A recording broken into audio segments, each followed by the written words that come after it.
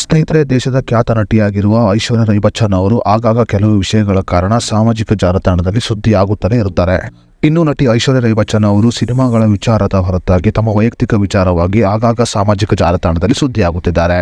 ಇನ್ನು ಐಶ್ವರ್ಯ ರೈ ಅವರು ಅಭಿಷೇಕ್ ಬಚ್ಚನ್ ಅವರಿಗೆ ವಿಚ್ಛೇದನವನ್ನ ನೀಡುತ್ತಿದ್ದಾರೆ ಅನ್ನುವ ಸುದ್ದಿ ಕೂಡ ಸಾಮಾಜಿಕ ಜಾಲತಾಣದಲ್ಲಿ ಸಿಕ್ಕಾಪಟ್ಟ ವೈರಲ್ ಆಗಿದೆ. ಇನ್ನು ನಟಿ ಐಶ್ವರ್ಯ ರೈ ಅವರು ಎಲ್ಲೇ ಹೋದರೂ ಅವರ ಜೊತೆ ಕಾಣಿಸಿಕೊಳ್ಳುವುದು ಅವರ ಮಗಳಾದ ಆರಾಧ್ಯ.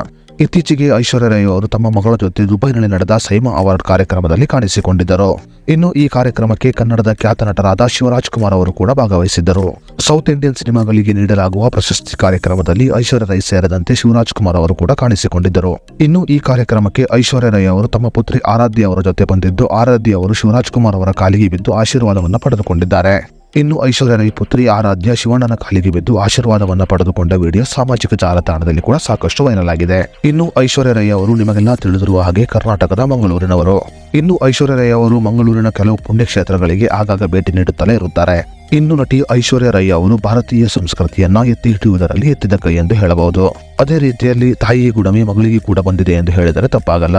ದುಬೈನಲ್ಲಿ ನಡೆದ ಈ ಕಾರ್ಯಕ್ರಮದಲ್ಲಿ ಶಿವಣ್ಣ ಕೂಡ ಕಾಣಿಸಿಕೊಂಡಿದ್ದು, ಈ ಸಮಯದಲ್ಲಿ ಐಶ್ವರ್ಯ ರೈ ಅವರ ಪುತ್ರಿ ಆರಾಧ್ಯ ಶಿವಣ್ಣನ ಕಾಲಿಗೆ ಬಿದ್ದು ಆಶೀರ್ವಾದವನ್ನ ಪಡೆದುಕೊಂಡಿದ್ದಾರೆ. ಇನ್ನು ಈ ವಿಡಿಯೋ ನೋಡಿದ ಐಶ್ವರ್ಯ ರೈ ಅಭಿಮಾನಿಗಳು ಮತ್ತು ಶಿವರಾಜ್ ಕುಮಾರ್ ಅವರ ಅಭಿಮಾನಿಗಳು ಸಾಕಷ್ಟು ಮೆಚ್ಚುಗೆಯನ್ನು ಕೂಡ ಹೊರಹಾಕಿದ್ದಾರೆ.